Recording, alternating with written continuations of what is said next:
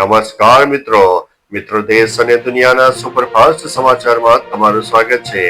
NRI મહિલાએ બનાવી ગેરકાયદેસર આધાર કાર્ડ એફઆઈઆર દર્જ કરવામાં આવી છે। નવસારીના જલાલપુરમાં લંડન રહેતી એક એનઆરઆઈ મહિલા પ્રતીક્ષાબેન સંજયભાઈ વિરુદ્ધ ખોટા પુરાવા રજૂ કરીને ગેરકાયદેસર રીતે આધાર કાર્ડ મેળવવા બદલ એફઆઈઆર નોંધાઈ છે। સરકારી નિયમ મુજબ આધાર કાર્ડ માટે છેલ્લા 1 વર્ષમાં 182 દિવસ ભારતમાં રોકાણ ફરજિયાત છે, પરંતુ આ મહિલા માત્ર 25 દિવસ રોકાઈ હતી। આ પ્રક્રિયામાં મામલતદાર કચેરીના પોર્ટલનો દુરુપયોગ થયો હોવાનું જણાવ્યું છે। અન્ય મહત્વના સમાચારની વાત કરીએ તો અક્ષય કુમારે ધુરંધરની પ્રશંસા કરી। ધુરંધર બોક્સ ઓફિસ ઉપર ધૂમ મચાવી રહ્યું છે। ફિલ્મના અક્ષય કુમારે વખાણ કર્યા છે। તેમણે એક પોસ્ટ શેર કરી છે। ફિલ્મ જોયા પછી અક્ષય કુમારે ઇન્સ્ટાગ્રામ પર લખ્યું કે મેં ધુરંધર જોઈ અને હું દંગ રહી ગયો। કેટલી પાવરફુલ કહાની, તેને ખૂબ સારી રીતે બનાવી છે। અક્ષયની પોસ્ટ બાદ ઘણા ચાહકો તેને ધુરંધર 2 માં આવવા માટે કહી રહ્યા છે। લોકો આદિત્ય ધરને ધુરંધર 2 માં અક્ષય કુમારને કાસ્ટ કરવા વિનંતી કરી ચૂક્યા છે। અન્ય મહત્વના સમાચારની વાત કરીએ તો ઝોમેટો, સ્વિગી, ઉબર અને ઓલાના કામદારો માટે મોટા સમાચાર।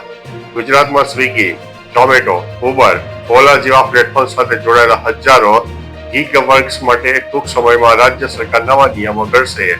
ભારત સરકારના ગીગ વર્કફોર્સ માટેના નવા કાયદાના આધારે આ નિયમો બનશે। આ નિયમો બાદ તમામ સર્વિસ પ્રોવાઇડર કંપનીઓ અને ગીગ કામદારોએ નોંધણી કરાવવી ફરજિયાત બનશે। આ નોંધણીને આધાર કાર્ડ સાથે સાંકળીને કામદારોને યુનિક આઈડી કાર્ડ આપવામાં આવશે। અન્ય મહત્વના સમાચારની વાત કરીએ તો મંત્રી રીવા જાડેજાએ શિક્ષણ અને તાલીમ ભવનનું ઉદ્ઘાટન કર્યું। દેવભૂમિ દ્વારકા જિલ્લાના ખંભાળિયા ખાતે જિલ્લા શિક્ષણ અને તાલીમ ભવનનું ઉદ્ઘાટન કરવામાં આવ્યું। ઉલ્લેખનીય છે કે 8 કરોડના ખર્ચે પુનઃનિર્માણ કરાયેલા જિલ્લા શિક્ષણ અને તાલીમ ભવનના ઉદ્ઘાટનમાં મંત્રી રીવા જાડેજાએ હાજરી આપી હતી। આ ઉપરાંત ત્યારબાદ જીસીઈઆરટી પ્રેરિત જિલ્લા કક્ષા 12 વૈજ્ઞાનિક પ્રદર્શનના સ્ટોલોની મુલાકાત પણ લીધી હતી। અન્ય મહત્વના સમાચારની વાત કરીએ તો હુડાના વિરોધમાં હિંમતનગરમાં આજે બંધનું એલાન। હુડાના વિરોધમાં હિંમતનગરમાં આજે બંધનું એલાન કરવામાં આવ્યું છે। હુડા સંકલન સમિતિએ આ બંધ જાહેર કર્યો છે। શહેરના વેપારીઓએ પણ તેમાં સહભાગી થવાની જાહેરાત કરી છે। એપીએમસી હિંમતનગરમાં આજે હરાજી પણ બંધ રહેશે। સમિતિએ વેપારીઓને મળીને સમર્થન આપવા માટે અપીલ કરી છે। અન્ય મહત્વના સમાચારની વાત કરીએ તો એસઆઈઆર મામલે મોટો નિર્ણય। રાજ્યમાં એસઆઈઆરની કામગીરી ચાલી રહી છે, તેવામાં ચૂંટણી પંચે એસઆઈઆર કામગીરીની અંતિમ તારીખમાં વધારો કર્યો છે। હવે ગુજરાત અને તામિલનાડુમાં એસઆઈઆર કામગીરીની અંતિમ તારીખ 14 ડિસેમ્બર કરવામાં આવી છે। બિહારમાં 31 ડિસેમ્બર સુધી કામગીરી ચાલશે। મધ્યપ્રદેશ, છત્તીસગઢ, અંડમાન નિકોબાર માટે છેલ્લી 18 ડિસેમ્બરથી વધારીને 23 ડિસેમ્બર કરવામાં આવી છે। ગઈકાલે 11 ડિસેમ્બર છેલ્લી તારીખ હતી, પણ હવે સમયગાળો લંબાવવામાં આવ્યો છે। અન્ય મહત્વના સમાચારની વાત કરીએ તો 2002 ની મતદાર યાદીમાં તમારું નામ કયા સ્થળે હતું તે ચકાસો। હાલમાં સમગ્ર ગુજરાતમાં એસઆઈઆરની કામગીરી ચાલી રહી છે, તેવામાં લોકોને અનેક સવાલો સતાવતા હોય છે। ચૂંટણી પંચ દ્વારા માહિતી શેર કરીને લોકોને મદદરૂપ બની રહ્યો છે। જેમાં 2002 ની મતદાર યાદીમાં તમારું નામ દેશના કોઈ પણ રાજ્યમાં હશે તો તેની વિગત તમે સરળતાથી મેળવી શકશો। વિડીયોમાં જણાવેલ સ્ટેપ અનુસરો, જેથી તમને એસઆઈઆરની કામગીરીમાં પડતી મુશ્કેલી વિશે સમાધાન મળશે। અન્ય મહત્વના સમાચારની વાત કરીએ તો છોટાઉદેપુરમાં ઇન્ટેલિજેબલ દીપાવલીની ઉજવણી।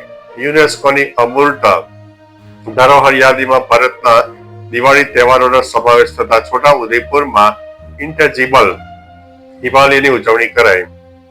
આ પ્રસંગે જિલ્લા કલેક્ટરની ઉપસ્થિતિમાં છોટાઉદેપુરના પૌરાણિક જાગનાથ મહાદેવ મંદિર ખાતે 500 દીવડા પ્રજ્વલિત કરી ઉજવણી કરાઈ હતી। ઉલ્લેખનીય છે કે દિવાળીને યુનેસ્કોની ઇન્ટેલિજેબલ કલ્ચર હેરિટેજ એટલે કે અમૂર્ત વિશ્વ ધરોહરની સૂચિમાં સામેલ કરી છે। અન્ય મહત્વના સમાચારની વાત કરીએ તો નોટબંધીમાં 60 કરોડ જમા કરીને કાળા ધોળાનો ખેલ।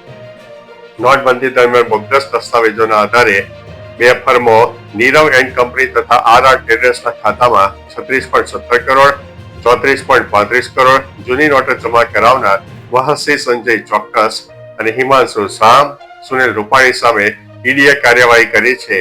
આ ત્રણેયની 2.06 કરોડની મિલકત જપ્ત થઈ છે। અગાઉ ગાંધીનગર સીબીઆઈએ તપાસ કરી હતી અને હવે ઈડીએ આગળ વધારી છે। અન્ય મહત્વના સમાચારની વાત કરીએ તો ખેલ મહાકુંભ 2025માં ગોંડલની એકેડેમીએ અનેક મેડલ જીત્યા છે. ખેલ મહાકુંભ 2025ની રાજકોટ ગ્રામ્ય કરાટે સ્પર્ધામાં ગોંડલની સપ્તક ડાન્સ એન્ડ હોબી હોની બહેનોએ ધૂમ મચાવી છે.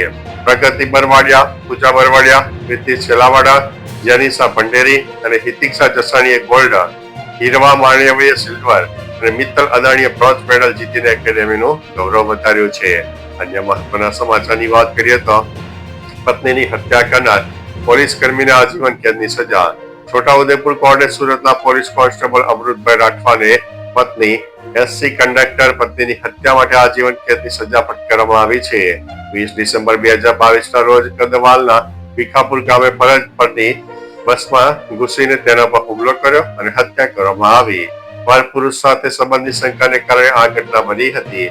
સરકારી વકીલોની દલીલ બાદ જજ સુનિલ ટાકે આજીવન કેદનો હુકમ કર્યો છે. અન્ય મહત્વના સમાચારની વાત કરીએ તો જસદણમાં બાળકી પર થયેલા દુષ્કર્મની ઘટનાનો દાહોદમાં વિરોધ.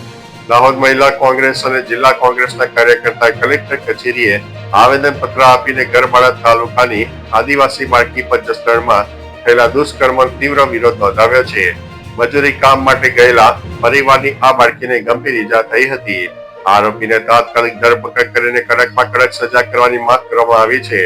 આદિવાસી સમાજમાં આઘાત અને રોષની લાગણી વ્યાપી ગઈ છે. અન્ય મહત્વના સમાચારની વાત કરીએ તો વડોદરામાં સાંસદ ખેલ મહોત્સવનું આયોજન. વડોદરા શહેરના સાંસદ હિમાંગ જોશી દ્વારા આયોજિત સાંસદ ખેલ મહોત્સવનું 2 દિવસીય આયોજન 8 અને 9 ડિસેમ્બરે બરોડા હાઈસ્કૂલ ખાતે યોજાયું. વિદ્યાર્થીઓ કબડ્ડી, ખોખો, વોલીબોલ, રસ્સા ખેંચ, ક્રિકેટ તથા 100 થી 200 મીટર દોડ અને રિલે રેસમાં ઉત્સાહથી ભાગ લીધો. સમાપન સમારોહમાં વિજેતાઓને મેડલ, પ્રમાણપત્ર વિતરણ કરાયું. આચાર્ય ડોક્ટર મહેશ પટેલ, સુપરવાઇઝર યાકુબ શેખ અને શિક્ષકોને બાળકોનો ઉત્સાહ વધાર્યો હતો. અન્ય મહત્વના સમાચારની વાત કરીએ તો અમેરિકાના ગોલ્ડ કાર્ડનો ખર્ચ કેટલો? ટ્રમ્પ ગોલ્ડ કાર્ડ અરજી કરવા માટે $15,000 એટલે કે આશરે 12.5 લાખ રૂપિયાની ડિપોઝિટ જરૂરી છે. આ રકમ રિફંડ પાત્ર નથી. અરજી મંજૂર થયા પછી $1 મિલિયન એટલે કે આશરે 9 કરોડની એક વખતની ભેટ ચૂકવણીની જરૂર પડશે. બીજું કાર્ડ છે કોર્પોરેટ ગોલ્ડ કાર્ડ, જે કંપની હેઠળ કર્મચારી અરજી કરે છે તેને પહેલા $15,000 ની ચૂકવણી કરવી પડશે. મંજૂરી મળ્યા પછી કંપનીએ $2 મિલિયન એટલે કે આશરે 16.6 કરોડની ભેટ ચૂકવણી કરવી પડશે. તો ચાલો મિત્રો, આ રીતે દેશ અને દુનિયાના સુપરફાસ્ટ સમાચાર લઈને મળતા રહીશો. ત્યાં સુધી અમને રજા આપશો. નમસ્તે.